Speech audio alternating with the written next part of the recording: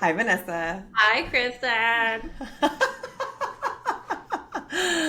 I have been so giddy about this conversation and then also bizarrely nervous because this is my bestie, the person for this show that I've known the longest. And probably ever. Like, I don't know that I'll ever interview anybody that I've known longer than you. So how on earth am I supposed to package this intro for someone that Wait, holds this level of importance in my life? I'm not sure, but I'm gonna do my best. Um, I'm so this also is very nervous because I've never been interviewed before. there's nothing to be nervous about because you're amazing and we just get to shine a light on how great you are. Vanessa is truly bestie, ride or die. We go all the way back to college um, for art school. She was graphic design, I was fine arts, and the unfairness of the universe, she was way better at painting and all things fine art than I was, and it always made me really angry. Not true. Not true. Still true, still true. We traveled to Europe together after college, which has been really fun because I'm doing this. I don't even think I've shared this with you, but I have this book of journaling prompts that every day it gives you a prompt. And three of the like 15 that I've done so far have been about either our traveling to Europe or our time together. Talk about the nectarines that have I did! changed my life. I did! Yes, I literally, one of the questions was think of a flavor or something that brings you back to a place. And I was like, oh my God, salami, bread, and nectarines from Yep. Cinque Terre. I was just telling who, I don't know who I was telling, and that popped into my brain, and it was just like, I instantly go back to like, I don't even know how old were we? Like baby We age? were, what, 21? Yeah, Yeah. because it was right Like, after college. yeah, Yeah. like 21, 22. And I'm just like, we should have been murdered. Just There is so much about our history that 100% I don't know how we're still alive yeah, between that and then also what came after that. But real quick on the nectarines, if anyone has been to Cinque Terre recently, I'm so curious if this is still holds true because we were there so many years ago, over 20 years ago now, which is crazy. also crazy.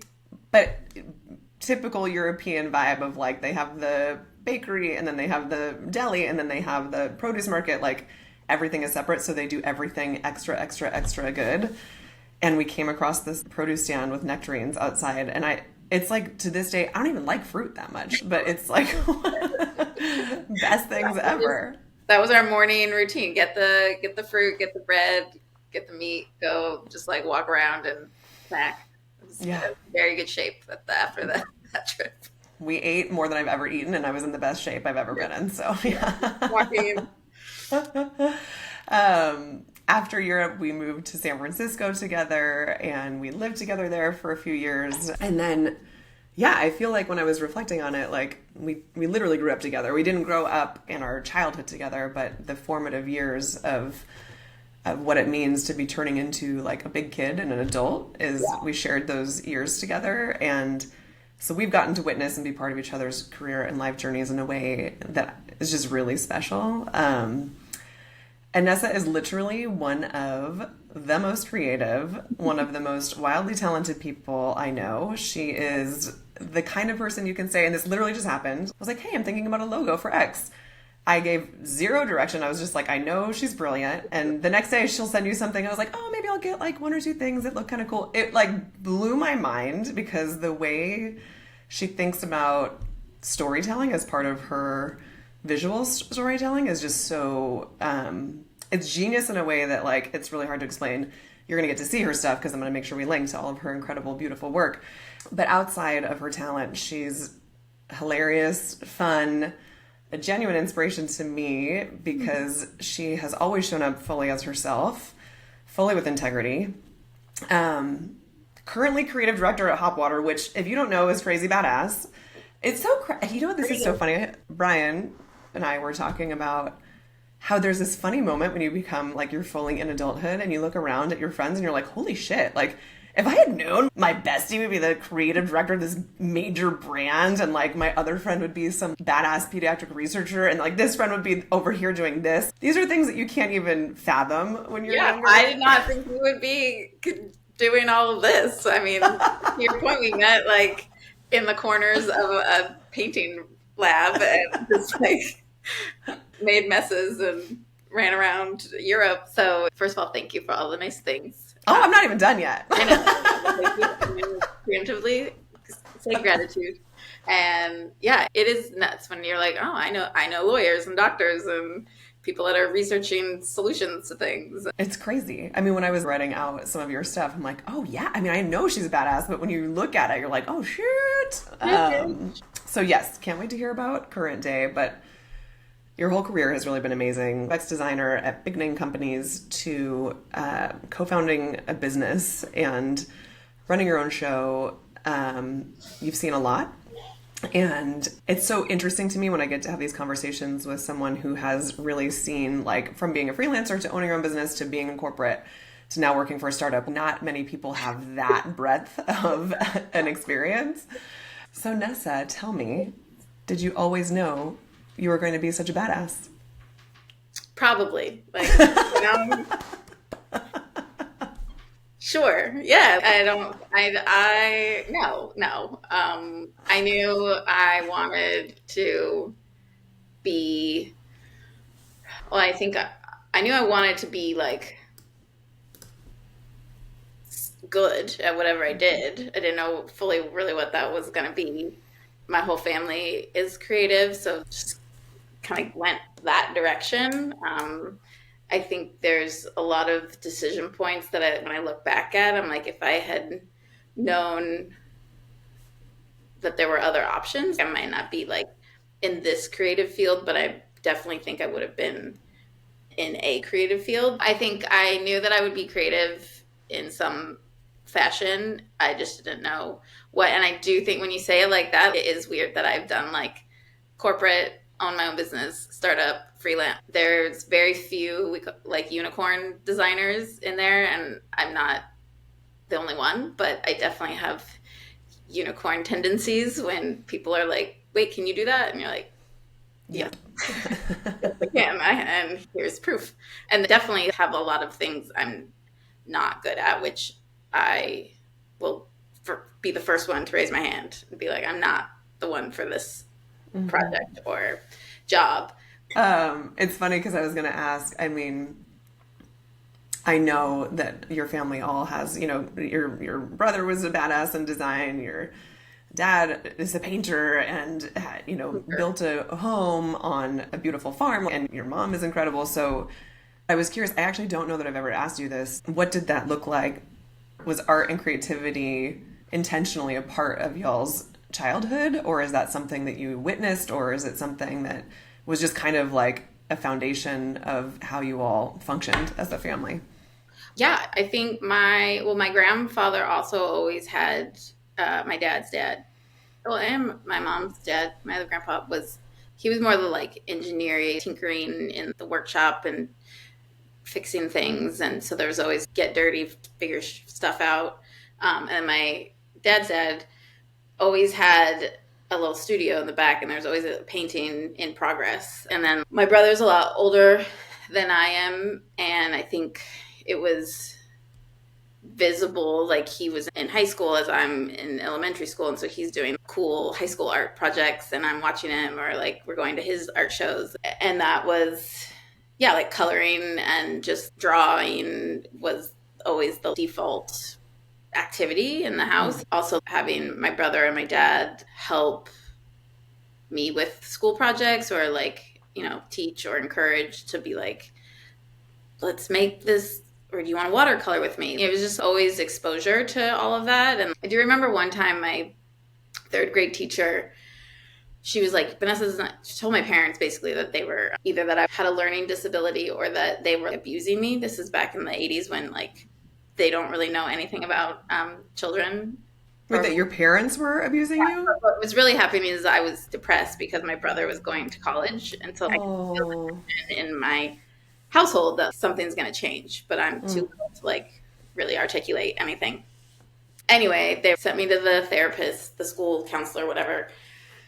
And they're like, well, how do you, like, what can we do? I'm like, I don't know. I'm just bored. I'm bored in class or whatever, and blah, blah, blah. And the solution to get me more involved was for me to teach like a painting class or like a workshop to my class.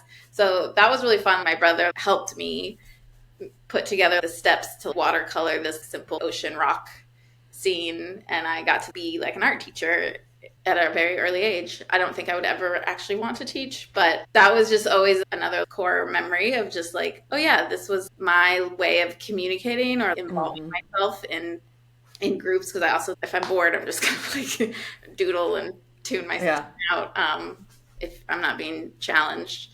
So yeah, it was fun to always have art around. I'm glad we all have that outlet, but I get really sad and I can feel it even now. Like I haven't had a lot of time to get messy and paint, and it makes a difference. 100%. I think I just wrote about this, but I'm doing my like quarterly planning or whatever for this next quarter, and I actually really enjoy this process now that I am enjoying what I'm doing so much. But I am reading this book called The Desire Map, and it's really about how do you map your quote-unquote goals to how you want to feel and what you want to create and how you want to live in the world versus like, I'm going to hit X amount of numbers and blah, blah targets by XX date. And there's nothing wrong with that. Obviously, goals and all those things are important.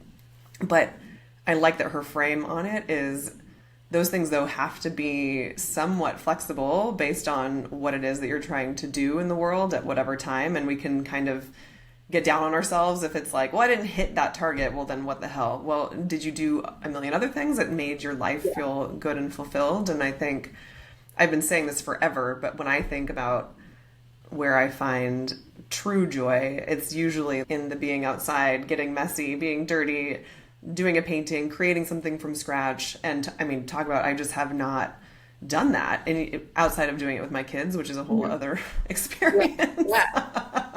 And also beautiful and fun in its own way. But for me, so much of the process was just being able to go internal and go into my head and not have to be navigating other people's needs at the same time. And so I know that that's a deeply important part of my life that I have not been able to quite find a way to infuse it yet. But I know you have found pockets throughout your life, like you have your studio and you have, you know, places where you're really, really clear about how you want to make sure that that's still in your life.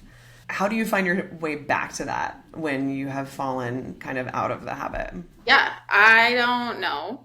I feel like it's like sometimes it's literally a forcing mechanism. Someone will ask for a painting or something for a gift for somebody. So a deadline or like an assignment. And I'm like, okay, cool. This will get me back in there. And then, 14 days makes a habit. I'll be back at it. And then work comes in and sucks all my time again. But at least I like got a little itch scratched. I think I'm in the process right now of trying to figure out how to get back into it. So I'm like, how am I going to do that? I keep things with me all the time just in case. So even if I'm traveling, I'm like sketchbook, pencils, like get the supplies so I have no excuse. But if the time doesn't allow for it or my body's saying like, no, you just want to actually just sit here, I'm getting better at like acknowledging that and not judging or forcing it or beating myself up for being like, you could have drawn, instead you just sat and looked at the sky. And I'm like, which we could all do more of. That I wanted to do. So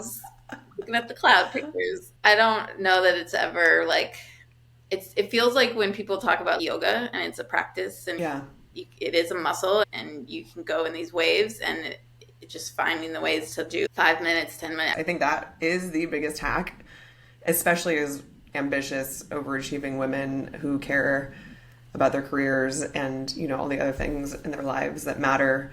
How do you allow yourself, like, it doesn't have to be perfect to begin. This is a lesson I have tried over and over to learn, but I constantly struggle with that because I'm like, well, if I can't do it for 4 hours, then fuck it. Like, well, no, that doesn't, then no wonder you're going to fail, right? I feel it's these little micro changes because I think it can feel like if you're not doing it all, in the way you want to do it. I used to do that with yoga too, actually. It's a perfect example. I'm like, well, if I can't go to my hour and a half class, then forget it. Well, now I make sure I have 5 or 10 minutes every day, even if it's just to move my body in that way. But man, it really sucks because I just want to do it all. I mean, like, I joked all the time. I want the list of the artists that don't have a benefactor or like or anything. Yes, or like literally anything else. Other responsibilities. Yeah, a partner that is like finances are fine. Your house is paid. Healthcare is taken care of. Just make your stuff all day. Go for it. I want that list, and I know they're out there. And good for you. I'm not that person right now, so I know. One day. Yes. Yes, it's those little micro pieces. That's why I liked when you come to me with project, even though it's still design and at my computer, it's solving a different problem or getting to be a little more creative for somebody I love dearly, or if people want, can you help me make a flower arrangement, or even if it's not drawing, if it's a different type of creative activity, I will count it as like I made it. I made a thing. I totally forgot about that. Oh my God. If anybody's in the Bay Area and needs anybody to do anything creative ever, literally anything, and Vanessa's your gal. She literally does these floral arrangements that are beyond. Like, you would think she is a floral designer. It's kind of crazy. I feel like I've had many lives because I look back and I was just updating my website and all of the event business stuff, organizing it. And I'm just like, oh, it's like, still very nice. Shit I did, yes. Like all the stuff I did, and it was so fun and beautiful and unique to each event. But it was so fun to like make stuff. I think that's the part I miss about that lifetime that I had, was just making something that didn't exist before. It was just like always a new little challenge. Yeah, no, I'm with you. My wedding, because of Vanessa's support and help, looked like something out of a storybook, because I was like, I think X, Y, and Z. Can you help me make this happen? Yes. Okay. That was one of my favorites, and we got to make so many things. I know. It was also when you think about like now everyone has so much access to inspiration. But this was before Pinterest was like a year old, and Etsy was barely a that's right. place. So it's like you had to see something and figure it out, and that's when I think a lot of these businesses are now in existence, because they're like, I had to make a thing and now I'm going to make it for everybody. I'm so curious. Everybody has some perspective on this, whether or not it's fully fleshed out. But in the same way, some folks are now saying AI is already going to contribute to like Alzheimer's because we're not utilizing our brain in the same way, right? Other people would say that's not true at all. And because you have to use your brain differently in order to ask the right questions to get the answer you're looking for. And I'm curious, what do you think some of this is doing for the creative process? When you and I were working on the wedding, for example, we had to create, and we only had the tools at our disposal. And I do think sometimes, right, beautiful art is created when you have a limited amount of resources versus when you have everything at your fingertips. So I'm curious. Yeah, I have definitely been thinking about this a lot. I don't have fully fleshed out opinions that could probably change. I was going to say, I feel like they change by the day or that. Yeah.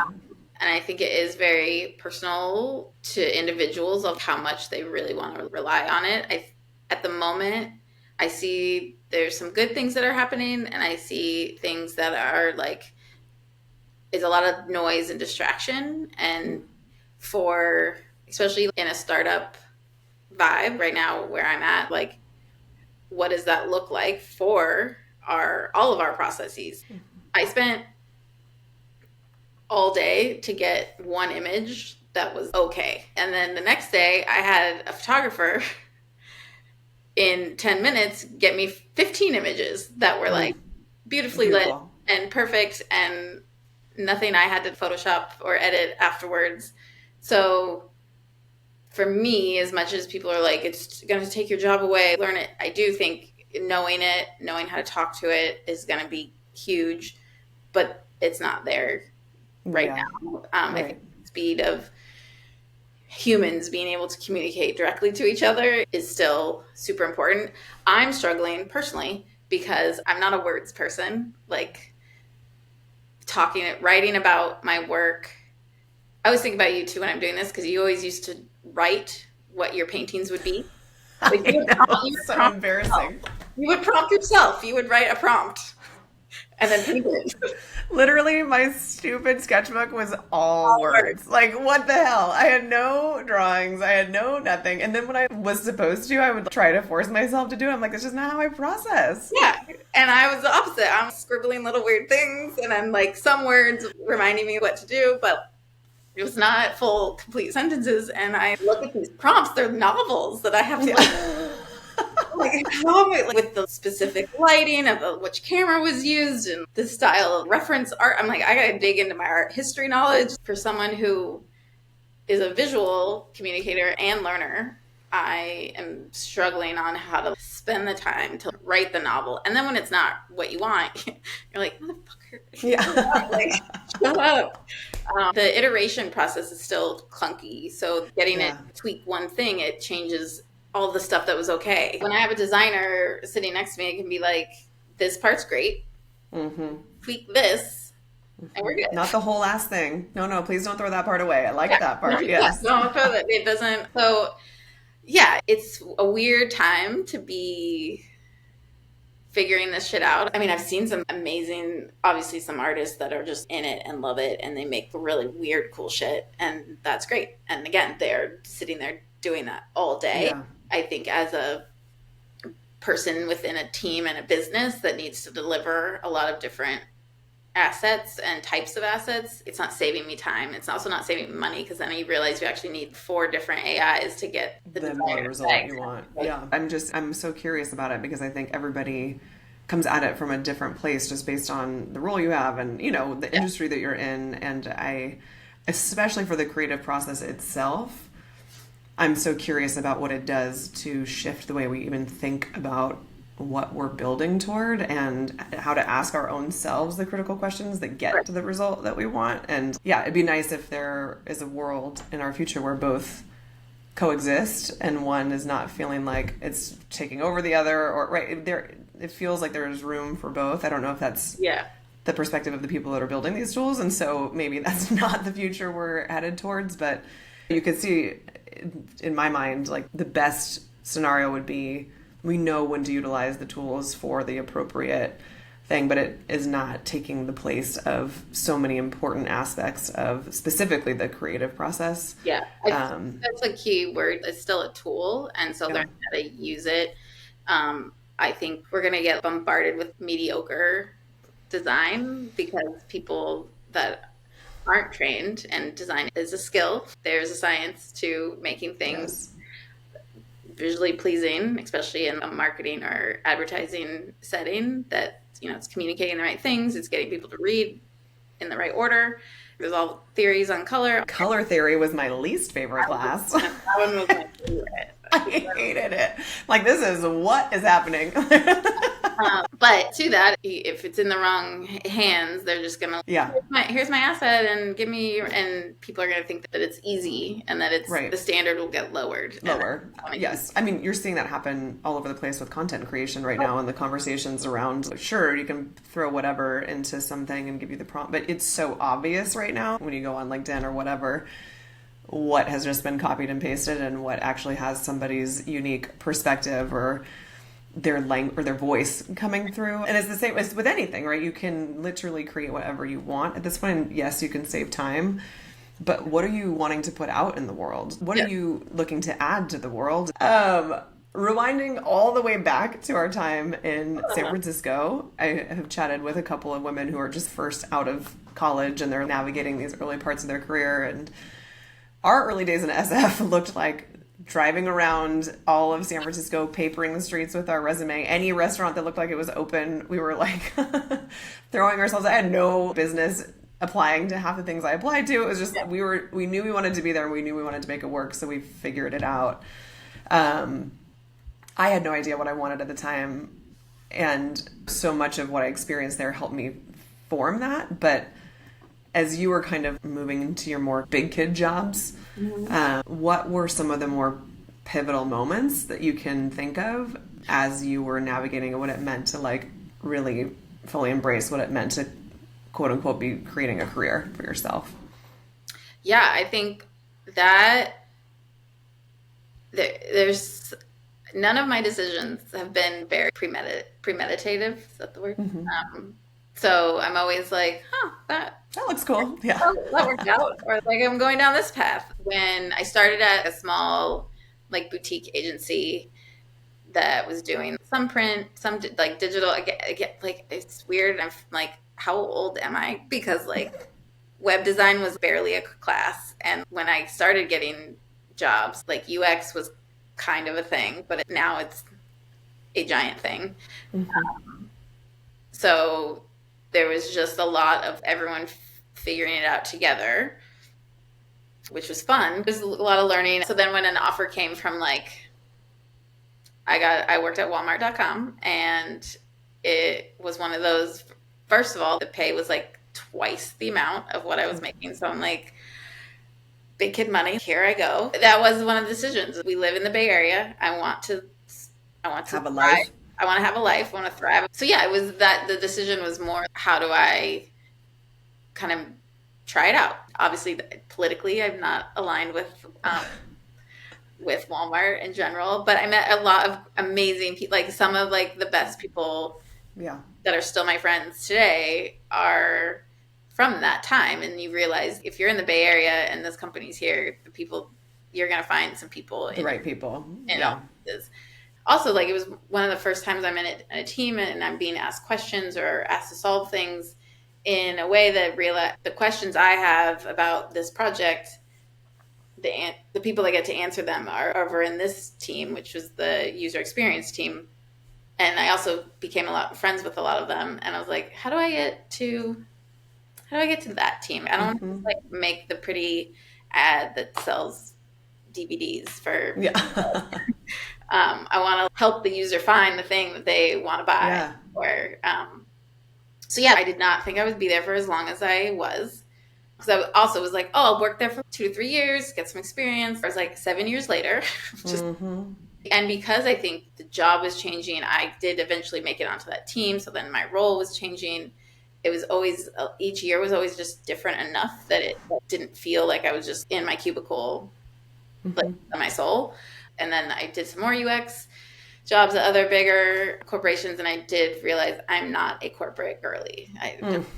Shocker. I mean, I wish there were more places that want to listen to me, but they don't. And I don't want to sit in a room. I think it's more that the speed at which corporations move is I struggle with. Sitting in a room for weeks on end talking about the same thing. It doesn't vibe with you. Does not vibe with me. Why are we still talking about this? We made the decision. Why can't we? Right. They're like, because we have 4 billion shareholders that have to be. Don't know anything? No. One thing that you touched on that I think is interesting is you saw something that looked interesting to you and you positioned yourself in a way that allowed you to show your value, to move yourself onto a different team, which is not always an easy thing to do in corporate. And so I'm curious if you remember how you even did that. Was it that you became, kind of aware enough of what they needed and then you showed how you were able to fill that need? Or how do you remember that playing out? I think it was a lot of like, this is a great example of when networking works, but it was a lot of befriending, showing that I respect, also like a lot of corporate structure teams, like my team's better than your team, or that team has this opinion. They pit themselves against each other. From the marketing perspective, I was bringing them in, and then the people that knew me would be like, hey, we should get Vanessa involved. She's great, like front end design vibes. She can make it look better so that maybe the project would get through approval process faster, because all the people that can approve things can't imagine what things look like. They get fully formed before they can, give the stamp. So we would tag team each other, and I just would play nice with the right managers and keep good relationships to when it was finally time to be like, hey, I think I just want to be on this team. And I asked. And I asked, what does that look like? What do you need me to do? Because then it's like, who else do I need to talk to? What do I need to prove? You want me on some other projects to see if it's really a good fit? But I was like, as long as I'm not going to get fired, I'm going to figure out where my spot here is. I think Also, a lot of companies, hopefully that's still true at the time, they would rather hire from within and just Totally. Yeah. move someone up. And so it wasn't uncommon that some roles people would flip flop or move around to what suited them better. Yeah. And then I started my own thing. And that was a whole beast while working. A lot of these things overlap because starting your own business can't always sustain you fully.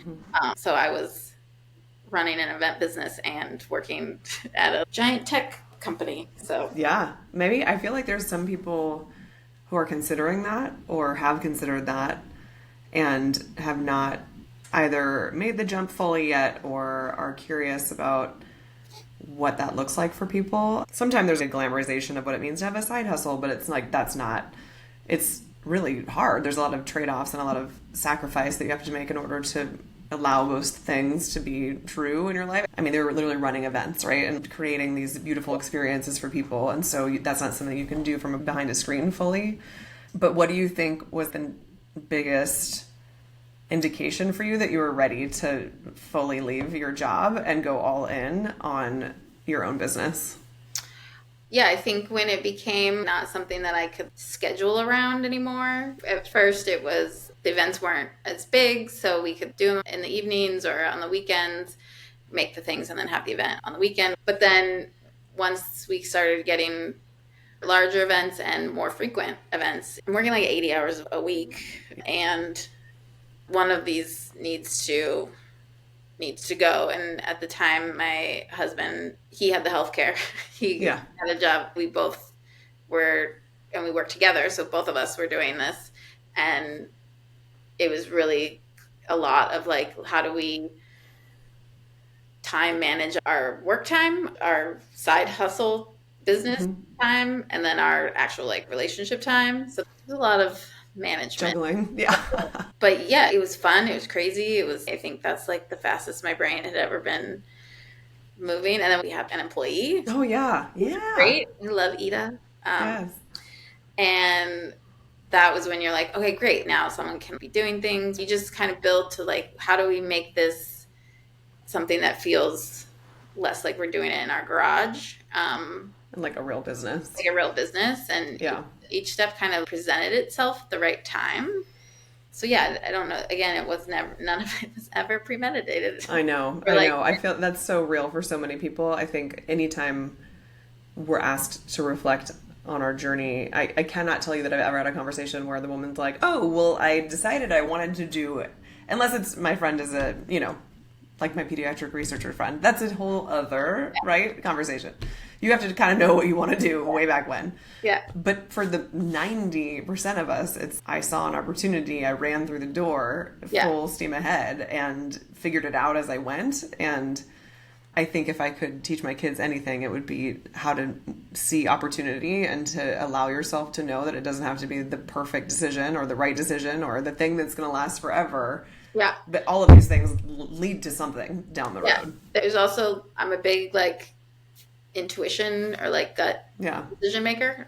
That hasn't already been made clear. But tuning into that is if I get excited, my brother was listening to a podcast, and I'm sure it's a book that I'm supposed to be reading, but the guy was talking about how to use your intuition and what the three main things that you should look for: your dread level, your excitement level, and your fear level. And obviously if there's dread, don't do it. But then this balance of things that are exciting and a little scary are usually what you should be doing. And I'm number one, excited always. I'm like, yes, that sounds great. And then I freak out, how?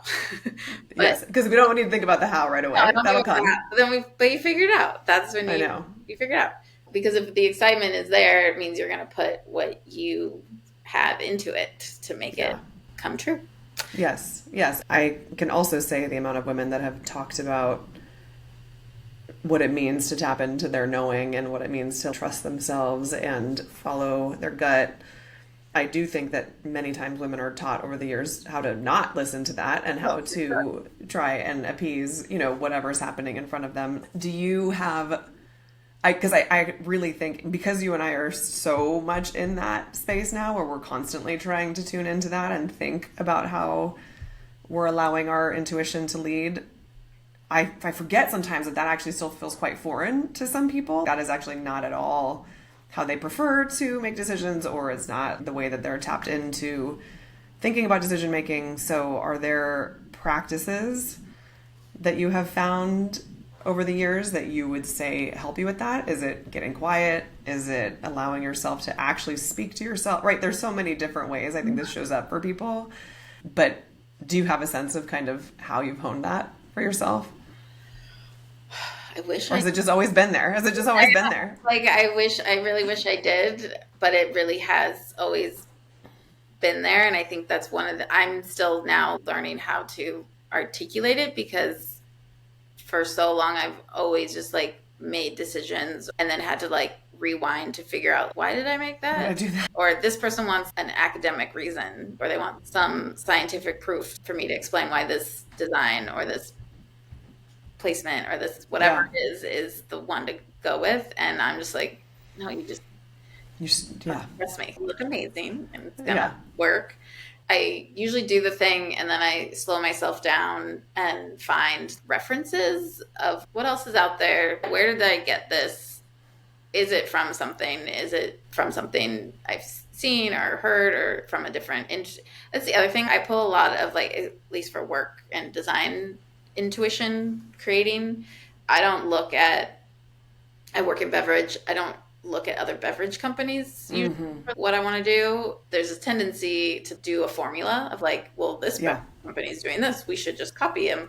And it's like, no, I'm looking at like Fashion Week and, you know, women's sports or music or some other industry that's having some moments and inspiring me. I'm sure it's inspiring other people. Let's be a part of that conversation and not just checking some boxes of like, this is what this should look like. I'm like, who says? Yeah. At some point, that formula was somebody's, this is a new way to do it. It's so interesting you say that, because I find even with my consulting work, I struggle. Some people always want to hear, well, what's the process? What's your frame? What's the thing?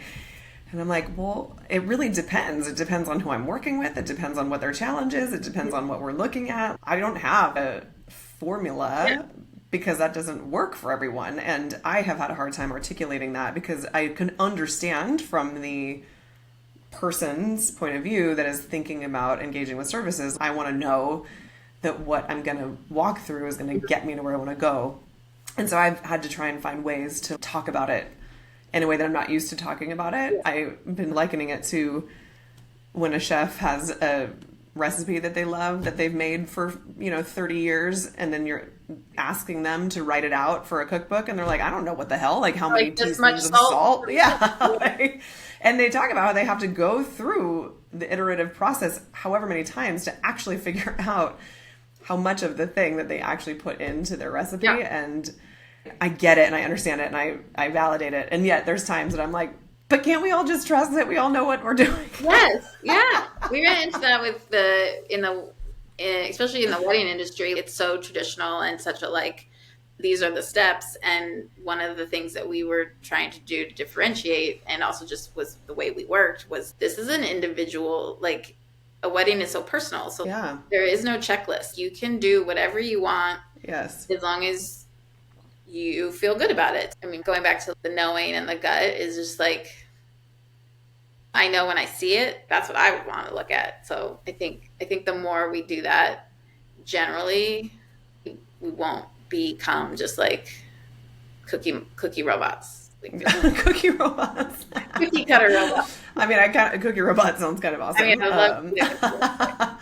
but when you think back to early days of UX design all the way through to today, leading creative direction for this incredibly fast-growing and fast-moving startup, do you feel like your meaning of success has changed over the years? Not success from a work product perspective, but what success means for you.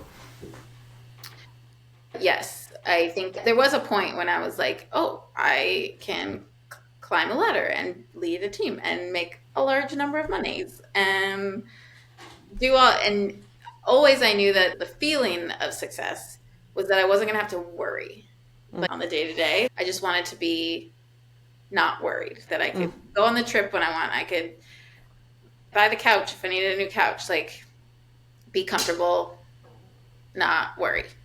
Yeah. Now I feel like there's a level of worry forever. And maybe that'll go away once you hit a different like age mark. Also, just generally the world makes me worry. Yeah. Maybe because it is moving so fast and it seems like nobody has a plan. This is when I would love to know someone's like, yeah, what is the step where ultimately goes? Yes, what do we? Can I hear your process on how to fix this? So like, will the government be shut down forever? Yeah, will people still want to buy water? Because yeah, will I be able to sell my water? Yes. So there's a level of worry now that I feel like is separate from my day-to-day job and career. From a career perspective, I think there's parts that are still the same. I want to keep growing. I want to run a team. I want to keep being challenged, work on fun projects. But yeah, I think I've never had a like, oh, I must work at this, like that working at this company means I've made it. Or being in this role and being the like CEO or VP, whatever, means I've made it, because there's going to be new issues at every level and more pressures, and that pressure might not be what I want, because I want to be able to go back to what we were talking about at the beginning. Where is that balance between I can do my job, be good at it and show up, and then also make time for myself to do whatever that is that I need, creatively or physically or mentally. I would imagine, I think, yeah, there's always, it's like this ever evolving thing, right? How will we know when it feels good? I think that's what I keep coming for myself. I'm like, how will I know when I feel like this is fulfillment, or this is what I'm meant to be giving to the world, right? Like that, in the same way for me, has changed. How do I want to create harmony across all the things in my life that I care deeply about? That holds so much more weight for me now. Yeah. And I ask this question because I think I went through such an upheaval, 2.5 years ago, that forced me into rethinking everything about my like professional identity and how much I had my identity wrapped up in all of that, or the things that I told myself I cared about. And none of it was wrong or bad, but I had to really question it if I wanted to get intentional and seriously clear about how I wanted to move forward. And I think I look at it now as a giant gift of being able to even ask myself those questions, because those moments are so rare in our lives. I would never wish what happened, on anyone, but what I do hope for everyone is they have at least some opportunity to ask those questions, because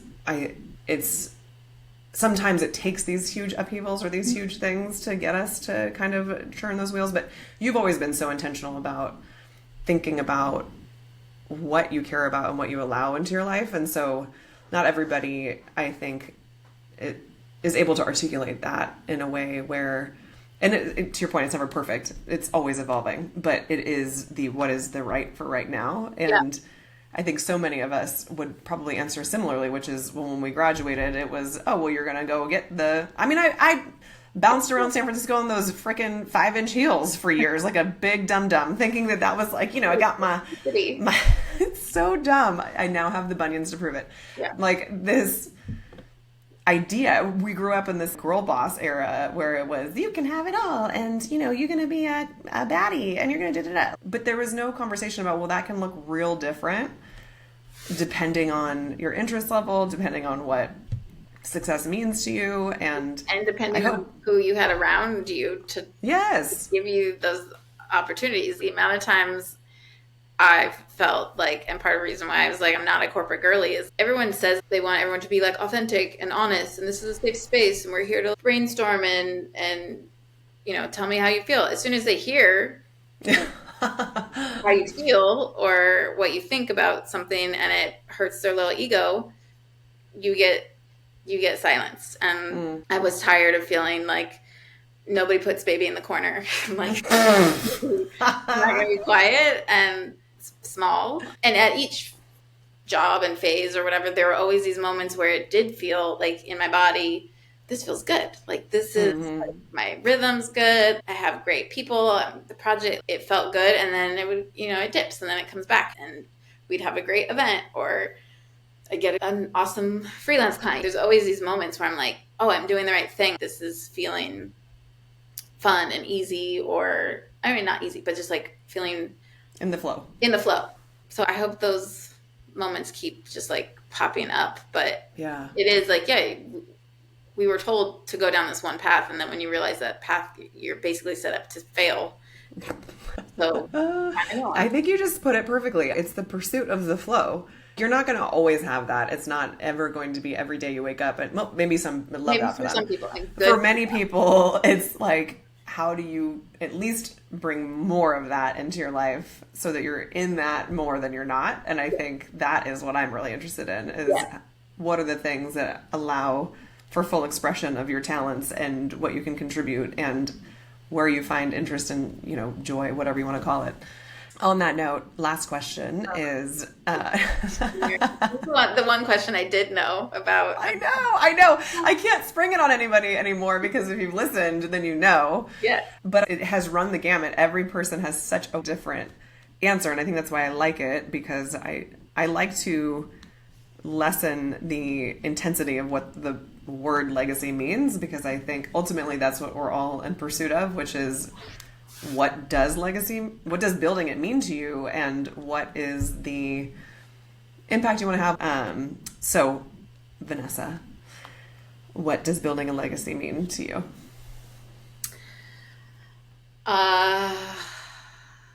It has meant, when I had the event business, there was definitely like a feeling at a certain point when I was like, this is like, we could have an empire. This could be a thing. We could build a thing and change, make a little dent in this very traditional industry and be known. And I think that's the closest I felt at a time when maybe like we would get press or, be baby famous in our circle. And they were, by the way, like there was write-ups in Martha Stewart magazine. Let's be clear. So this was not like a taste at it. It was not to interrupt, but it's important because this isn't about a celebration of the wins, and that is an incredible thing to have happen. So yes, and it was those moments that were like, oh, this is, people want to talk about us, and this could be a thing. So there was like, this could be our legacy to what we built, and then the world stopped, and so did that. So, then I had this whole identity shift, career shift, all of it at once. And you're like, okay, well, what is now my purpose on this planet? And obviously I'm still going to keep working and chugging along. I think the more I've been working, and I don't have children, and I'm not going to have children. So there's that part of the legacy that we've all been told is the thing. And even today, my dad's like, my legacy to you. I'm like, oh, thanks, Dad. Look forward to knowing what that will be. But, I think about Maddie. I think about all my other friends who have children, and can I be an example? Is there, like, to your point of like, there's no one way of doing something? I told you you're gonna make me cry. Damn it. No, you're making me cry. You just brought up my kid and how much she's obsessed with you. At least she's birthed me. And so you know what? We do need to say my child definitely was birthed by Vanessa. I cannot figure out how the hell she was birthed by me, because she is a mini Vanessa, and it is wild. There's so many times when you tell me stories and I'm just like, And she loves, if I say Auntie Nessa did it, then that means that it's cool and it's okay. She literally, I know this is about you, but you just brought it up, so I have to give a little side, which is Maddie. I actually wrote about this too. She is in this era of like, mommy, I'm an incredible goalie. Hey, mommy, look at this awesome drawing I did. Hey, mommy, like, basically look how incredible I am. And I'm loving that for her, and I don't ever want to dampen that, because I want her to know that it's not only okay, but you should be celebrating the things that you are great at. But specifically, she wants to be a great goalie because her auntie Nessa was a goalie. And so for her, it's like this natural to have this incredible example of what it means to be a strong woman in this way. It has just been so beautiful to watch her and her vision of you. So yes. Yes, and I am excited. I have my gloves and goalie shirt. She can have. Oh my God. I'm so good. We didn't even talk about I know you talked about it with some other people about the power of women or girls in sports and like what that means. Oh my God, how have we not even gone there? Listen, Vanessa. We need like episode 3. We're going to have to. Vanessa's partner and girlfriend is also a badass, who I'm also going to interview at some point. And she is an incredible force in women's sports. And they have both been really, really instrumental in helping me understand this world as the ballet dancer that didn't know anything about sports, that ended up running cross country because she didn't know shit about sports. Sorry, I totally took you way off track. And it's sharing something beautiful. But that's a prime example. Like I want Maddie, I want other family, friends, and children around, or even people I work with that are young and coming up, to just know that there's a lot of ways to get somewhere, and that you can forge your own path, and that everybody has a voice. Obviously, I want to leave the world a better place. I don't know how much I can affect that, but I'm sure there will be pieces that I can contribute to. I want to be an example of integrity and authenticity, because I really don't know how to be any other way. This is a really good question, and I'm glad you're asking people. It does make you think. You're like, what am I don't know. I'm gonna. Also, it's very sad because you're like, well, I'll be dead. Like, I don't know. I know. But legacy, that's what's so cool about it is what is being actively built while you are, right? Maybe we won't know the way others talk about it when we're not here any longer, but we do get to be a part of actively shaping what we think that looks like. And I don't want to speak into it for you, but it's so obvious for me that the integrity and the authenticity piece, it's been the through line of who you've been forever and always. And I know it has been a blessing and a curse in the same way, right? Like if you're in corporate and you're navigating those waters when you can't just slap a smile on your face because you're being told to, right? That's an incredible characteristic to hold and to honor. And it just meant you were not in the right place. And thank God that you did not shapeshift your way to continue to mold yourself into something that would eventually suck your soul, because that is what happens sometimes, right? And I remember when I was navigating my own identity stuff post, last company implosion, and the first person I thought of was you, and like how you've never allowed yourself to be shaped and molded by the game. And I had spent many years getting real good at the game. And so to shed some of that is deeply uncomfortable and vulnerable and scary. And so it made me think about how you've lived your life with like your heart on your sleeve at all times. And it's what made me fall in love with you. It's what makes other people fall in love with you. But it also is what makes navigating a traditional career an interesting landscape, right? Yeah. It's hard. The amount of times I'm like told to like fix my face, or it's like I can't. I'm still getting. It's funny because I'm actually getting the same feedback that I've been getting since like second grade. It's been like this, It's not changing. Life. I'm sorry to tell you that we need to find a whole new way that we can all work together, because I'm not necessarily always the problem. Let's be clear, I'm not coming in like crazy. I call it my mom voice. I put on my it's actually physically exhausting to like turn on like cookie robot. Yeah. Corporate Vanessa. Hi. You were amazing, and I love you so much. We should do our own show together. I'm here for it. I love it. These are also questions we don't ask friends that we've had for I just like call decades. You bitch about all the like whatever. Yeah. So this is a treat. Oh, and when this show has a logo, it's going to be because Vanessa designed it. So just get ready, y'all. It's going to be amazing. If you don't like it, keep your mouth shut. Because nobody wants it. That's also true. But it's going to be amazing. So I love you. I love you. This was really fun. And I'm really proud of you. I think this is so cool. And I don't know if you've already... I think we all need to have a big retreat dinner. I'm putting it out on the video. Ooh, yes. Okay. Yes. Heard all of the other wonderful women speak, and would like to meet them. Yeah, I love this. I love this idea, and yes, I think let's just start speaking it into existence because to get all these women have such wildly unique stories and such incredible perspectives, but the through line is that every single one is in a place in their lives where they're being intentional about thinking about what their future looks like. And I think there's a benefit of reaching a certain age, right? Where we're like, oh, except for my one young woman who was also incredible and was asking questions that I would have never thought to ask at that age. We should definitely speak it into existence, and you know who to call to help plan an event. Yeah. Kind of a big deal retreat. Here we come. Yeah. I love you. I have a huge deal. I love you. See you soon. Okay. Bye.